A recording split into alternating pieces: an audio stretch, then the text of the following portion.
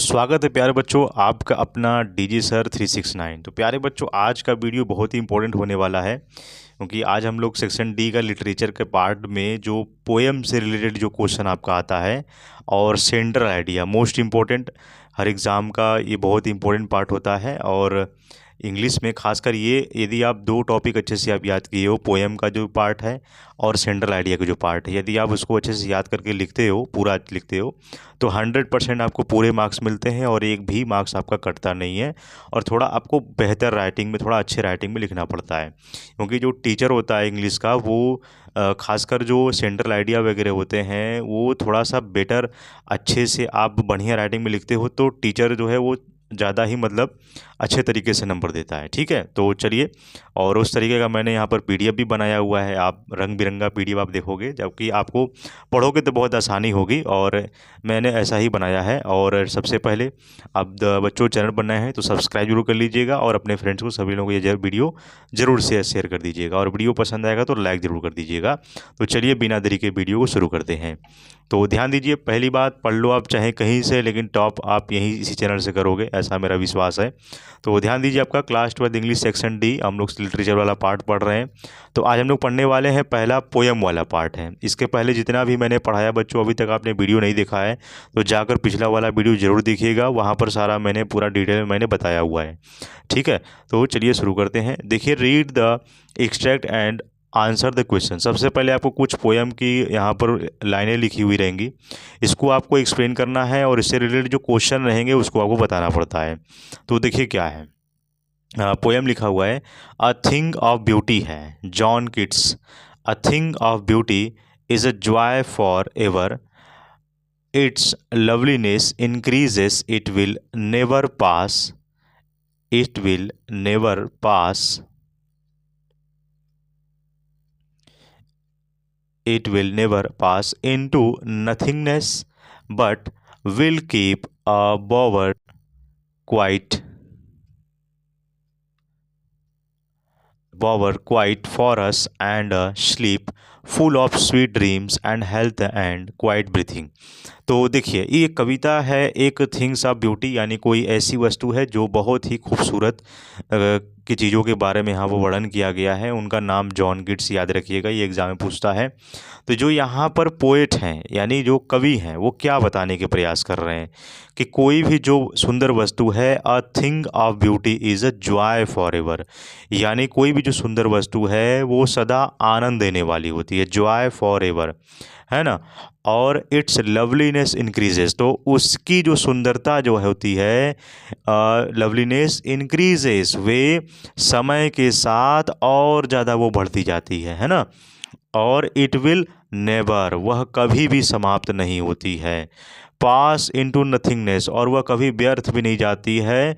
But will keep, जो सुंदर वस्तुएं होती हैं वे हमारे मन को शांति देती हैं। Pass into nothingness but will keep a bower quiet for us, और हमारे मन को वो शांति देती है। एंड स्लीप, और हमें मीठे सपने दिखाती हैं। फुल ऑफ स्वीट ड्रीम, जो हमें मीठे सपने दिखाती हैं। And health and quite breathing, जो स्वास्थ्य और शांत जीवन प्रदान करती हैं, है ना। ये इस कहानी का पूरा यहाँ पर हिंदी में सार है बच्चों। इससे आपको आसानी होगी, मैंने हिंदी में भी यहाँ लिखा हुआ है। ठीक है, इसको भी आप यहाँ से देख करके अच्छे से समझ सकते हो पोएम को। तो इसमें देखिए, आपका क्वेश्चन क्या पूछा गया है। पहला, what does the poet feel about a thing of beauty. Poet what does the poet feel about the things of beauty, यानी जो थिंग्स ऑफ ब्यूटी से यहाँ पर पोएट को क्या फील मिल रहा है, क्या उसको यहाँ पर महसूस हो रहा है। तो ध्यान दीजिए, the poet feels that things of beauty gives ever lasting Joy, यानी उसको जो है एक बहुत ही खुशी की अनुभूति हो रही है, ever lasting Joy. Its beauty increases, और इसकी सुंदरता बढ़ने, समय के साथ वो बढ़ती है। Fades away, it gives peace, और वह क्या है, एक ह्यूमन लाइफ को पीस देती है, यानी शांति देती है, हैप्पीनेस, खुशी देती है, कंफर्ट और आराम देती है। यह इसका आंसर है बच्चों। इसके बाद दूसरा प्रश्न पूछा गया है, what does the poet mean by it will never pass into nothingness. तो what does the poet mean by यानी it will never pass into nothingness का यहाँ पर मीनिंग पूछा गया। इसका मतलब क्या है? देखिए, the poet means that true beauty यानी जो सच्ची यहाँ पर जो सुंदरता है वो कभी भी खोती नहीं है, उसकी वैल्यू कभी भी कम नहीं होती है। वह समय के साथ हमेशा जो है वो उसकी कीमत और उसकी जो सुंदरता है वो बढ़ती जाती है और it remains in our memory forever. और वह हमेशा जो है वो मेमोरी के तौर पर यादें बनी रहती हैं। And continues to give joy and inspiration, और उससे प्रेरणा मिलती रहती है और खुशी भी मिलती रहती है। इसके बाद यहाँ पर तीसरा प्रश्न पूछा गया है, point out the figure of speech in first line. तो जो फर्स्ट लाइन था उसमें हमें फिगर ऑफ स्पीच हमें बतानी है। तो फिगर ऑफ स्पीच आपने नहीं पढ़ा तो उसको एक बार ज़रूर याद कर लीजिएगा। फिगर ऑफ स्पीच जो है वो आपका मेटाफर है। क्या है? मेटाफर है, ये याद रखिएगा। इसके बाद यहाँ पर और करके भी प्रश्न पूछ सकता है कि या तो ये करिए या तो ये वाला आप उत्तर दीजिए।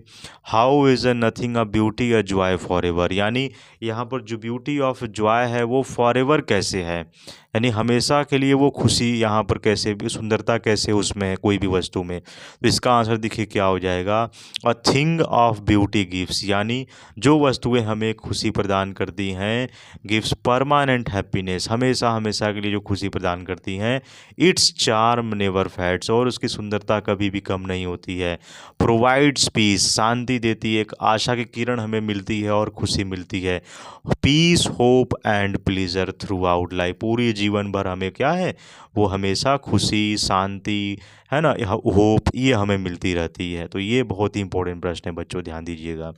ठीक है, इसके अलावा एक यदि पोएम आपको और मिल जाए तो उसके अकॉर्डिंग भी आपका देखिए आप याद कर सकते हो। पूरा आपको लिखना नहीं होता है, कोई सा भी एक आपको करना है। तो ये भी पोएम देख लीजिए क्या पूछा गया है। पोयम है keeping quiet Pablo Neruda perhaps the earth. इसको पूरा आप देख लीजिएगा, इसका मैंने यहाँ लिखा हुआ है। मैं आपको अब सेंट्रल आइडिया में आपको दिखा दे रहा हूँ, है ना। पूरा इसको पोयम को आप लिख लिख करके पूरा आप इसको याद कर लीजिएगा। ठीक है, यहाँ से सेंट्रल आइडिया देखिए क्या है, बहुत ही मोस्ट इंपॉर्टेंट है। अच्छे सुंदर राइटिंग में आप लिखोगे तो पूरा नंबर ज़रूर आपको मिलेगा। क्या पूछा गया है, give the central idea of any one of the following poems, यानी जो भी कोई पोएम रहेगा उनमें से कोई भी एक आपको यहाँ पर सेंट्रल आइडिया लिखना होता है। तो देखिए क्या है, पहला यहाँ पर जो मुझे बेस्ट लगा वही मैं आपको बता रहा हूँ, बाकी कोई सा भी आपको जो पसंद आए वो आप यहाँ पर कर सकते हो। मैंने इसका सब टोटल मैंने हिंदी में लिखा हुआ है, आपको ईजी होगा थोड़ा सेंटेंस को बनाने में और याद करने में। ठीक है, देखिए क्या है, पहला माई मदर एट 66, यानी जो मेरी माता जी हैं यदि उनकी उम्र 66 है तो मैं सेंट्रल आइडिया मैं कैसे लिख सकता हूँ, उस पोयम का एक गंभीर और बहुत ही गहरा प्रभाव मैं कैसे लिख सकता हूँ। देखिए सेंट्रल आइडिया, तो पहले यहाँ पर जो यहाँ पोयम का नाम है माई मदर एट 66, तो यहाँ पर जो पोएट हैं जो कवि हैं वो ये बताना चाह रहे हैं, द पोएटेस एक्सप्रेस, यानी जो कवयित्री हैं वो बताना चाह रही हैं her fear of losing her aged mother, यानी जो उनकी माता जी हैं वो अपनी वृद्ध माँ को देखकर मतलब वो बहुत चिंतित हैं। Losing aged mother, seeing her mother weak and tired fills her with sadness and anxiety, यानी वो अपनी वृद्ध माँ को देखकर उसके शीघ्र बिछुड़ जाने का भय वो व्यक्त करती हैं, है ना। क्योंकि भाई अब जानते ही हो बच्चों कि यहाँ पर अगर किसी की भी माँ की उम्र अगर ज़्यादा बढ़ती जाती है तो 50 60 70 80 90, तो एक भय और चिंता बनी रहती है कि मेरी माँ जो है वो जल्द ही यहाँ पर भाई उनकी उम्र हो रही है, शरीर कमज़ोर हो रहा है, तो एक चिंता बना रहता है ना। यही यहाँ पर एक एक कवि के माध्यम से यहाँ पर लिखी गई है। ठीक है, weak and tired feel of sadness and anxiety while going away she hides her pain and smiles to give her mother reassurance. बहुत ही इंपॉर्टेंट लाइन लिखी गई है कि यहाँ पर जो माँ की कमज़ोर और थकी हुई अवस्था जो है वो कवयित्री के मन में गहरा दुख और चिंता पैदा करता है, और वह माँ से दूर जाते समय अपने भाव को छिपाने की कोशिश करते हैं।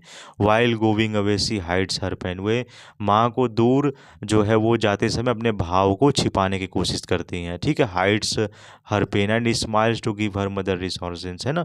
रिसोर्सेज मतलब यहाँ पर भाव छिपाने का बात हो गया।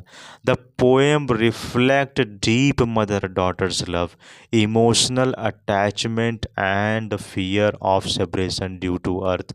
द पोएम रिफ्लेक्ट्स, यानी यहाँ पर जो है वे कविता में माँ बेटी के गहरे प्रेम, भावनात्मक लगाव और मृत्यु के भय को यहाँ पर दर्शाती है। द पोएम रिफ्लेक्ट, यानी इस कविता में यही एक माँ बेटी की कहानी लिखी गई है जो कवित्री अपने माँ के बारे में यहाँ पर बता रही हैं। तो इस प्रकार बच्चों आप इसको याद करके लिख सकते हो, है ना। ये एक थिंग्स ऑफ ब्यूटी नाम का है, इसका भी आप सेंट्रल आइडिया लिख सकते हो।